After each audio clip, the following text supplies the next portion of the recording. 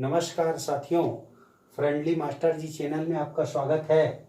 आज हम अनुक्रमानुपाती एवं व्युत्क्रमानुपाती पर चर्चा करेंगे। अनुक्रमानुपाती में यदि किसी वस्तु की संख्या बढ़ाते हैं तो हमें उसी के अनुपात में खर्च करना पड़ता है, और यदि उस वस्तु की संख्या को कम करते हैं तो उसके अनुपात में हमें पैसा भी कम लगता है। चलिए एक उदाहरण के माध्यम से समझते हैं अनुक्रमानुपाती क्या है। अनुक्रमानुपाती में जैसे हम 10 पेन खरीदे, 10 पेन मान लीजिए हमको मिला 50 रुपए में। देखिए 10 पेन लिए 50 रुपए में मिला। अब हम यदि 4 पेन लेते हैं, देखिए 4 पेन तो ये 20 रुपए में मिल जाएगा। देखिए हम पेन की संख्या को कम किए तो हमारा पैसा भी कम हुआ। उसी प्रकार यदि हम पेन मान लीजिए 15 लेते हैं तो पैसा 75 रुपए लगेगा। पेन यदि 15 पेन खरीदेंगे हम तो हमको कितना रुपए लगेगा? 75। देखिए पेन की संख्या बढ़ा रहे हैं तो पैसा भी बढ़ रहा है। इसी को अनुक्रमानुपाती कहते हैं। यदि हम वस्तु की संख्या को बढ़ाएं तो उसकी कीमत भी बढ़े, या उसका मूल्य टोटल मूल्य बढ़े, या फिर यदि उस वस्तु की संख्या को कम करें तो हमारी लागत भी कम हो। अनुक्रम हो रहा है, वस्तु को बढ़ा रहे हैं तो अधिक पैसा खर्च करना पड़ रहा है, और वस्तु को कम कर रहे हैं तो पैसा भी कम खर्च करना पड़ रहा है। यह होगा अनुक्रमानुपाती।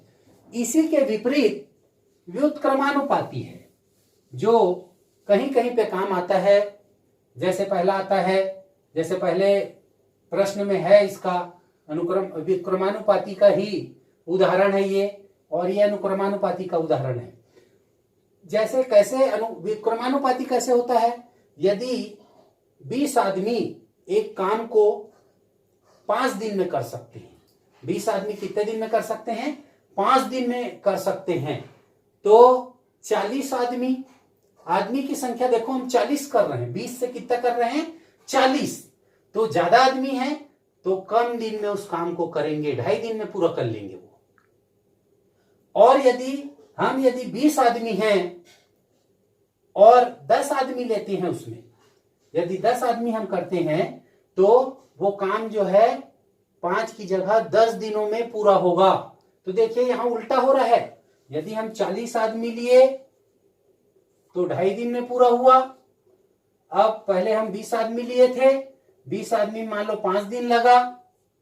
देखिए 20 आदमी लिए थे हम, 5 दिन में काम पूरा हो रहा है। आदमी की संख्या बढ़ा दिए, देखो तो दिनों की संख्या कम हो गई, उल्टा हो रहा है ये। और यदि हम आदमी की संख्या कम करते हैं तो दिनों की संख्या क्या होती है? बढ़ती है। ऐसा होता है, आप अपने अनुभव से भी जान सकते हैं इस बात को।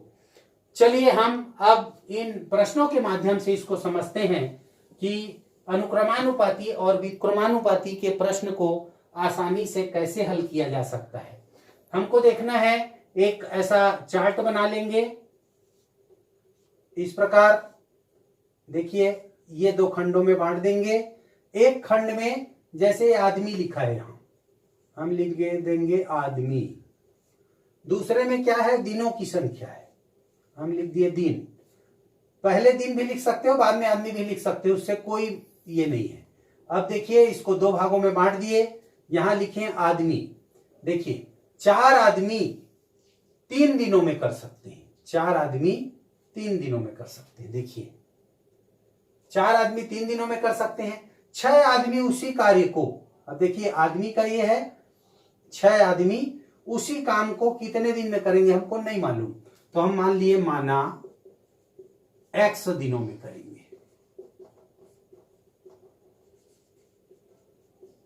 चलिए X दिनों में करेंगे। तो यहां पे क्या करना है? देखिए केवल थोड़ा सा काम है, हमको ये जानना है कि ये व्युत्क्रमानुपाती है कि अनुक्रमानुपाती है। देखिए आदमी की संख्या हम बढ़ाए हैं तो दिनों की संख्या जरूर कम होगी, हमारा काम जल्दी खत्म होगा। यदि हम आदमियों की संख्या कम करते तो हमारा अधिक दिन लगता। तो यहाँ पे सीधा सीधा कौन सा अनुपाती हुआ, व्युत्क्रमानुपाती। इसको जानना है हमको। और व्युत्क्रमानुपाती जान गए, उसके बाद हमारे व्युत्क्रमानुपाती के सूत्र है, देखिए मैं जैसे ले जा रहा हूं उसी प्रकार उसका अनुपात लिखाएगा। ये ऐसा ले जा रहा हूं तीर, देखिए ऐसा, तो कैसे ले गया मैं, ऐसा ले गया तो देखो 4 पहले, ये वाला 4, फिर ऐसा ले गया हूं, देखिए 6/6 बराबर, फिर ऐसे आएंगे, ये कितना लिखा है x/3। अब बन गया, देखिए तिर्यक गुणा करिए, 6x बराबर 4 गुणित 3, इसलिए x बराबर क्या आ गया, 4 गुणित 3/6। देखिए अब इसको कटाएंगे, 3 एकम 3, 3 दूनी 6, 2 एकम 2 दूनी, तो x बराबर 2 दिन आ गया। कितना आ गया, 2 दिन। देखिए यहाँ पे 2 दिनों में ये काम पूरा होगा। और ऐसे विकल्प वाले प्रश्न होते हैं तो ये हमारा तीसरा विकल्प जो है सही हो जाएगा। अब चलिए हम दूसरे प्रश्न पे चर्चा करते हैं।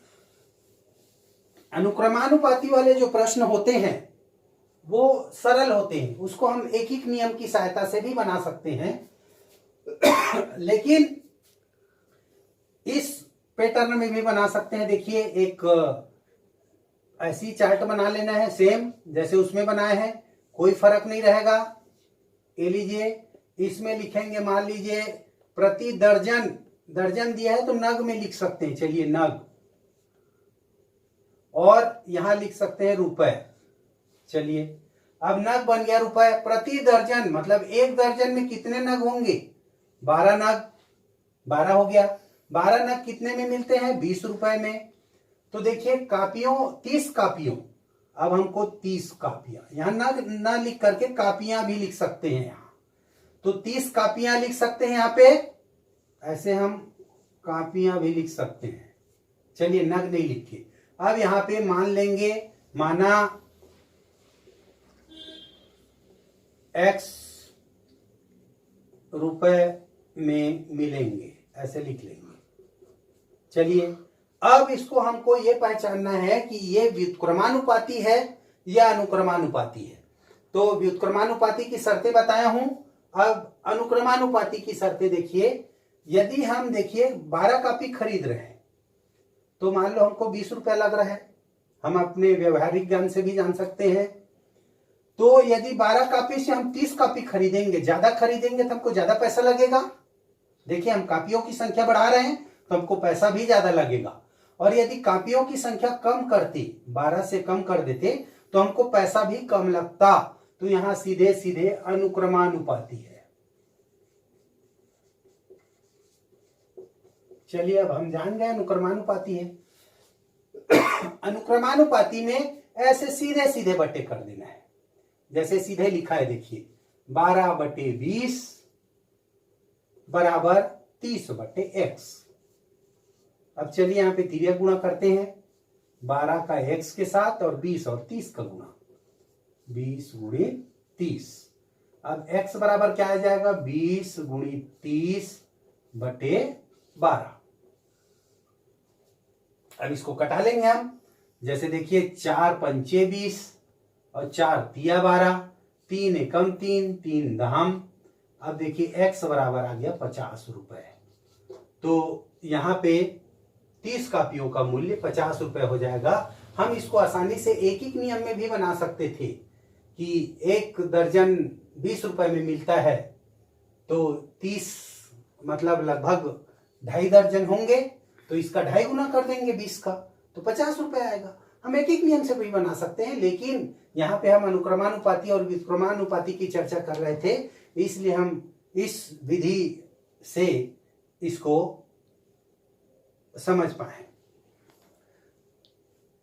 आज का वीडियो यदि आप लोग को अच्छा लगा हो तो शेयर करें, सब्सक्राइब करें, लाइक करें, और सब्सक्राइब कर लिए हैं तो बेल आइकन के बटन को अवश्य दबाएं, जिससे हमारी नवीन वीडियो आपको मिल सके। धन्यवाद।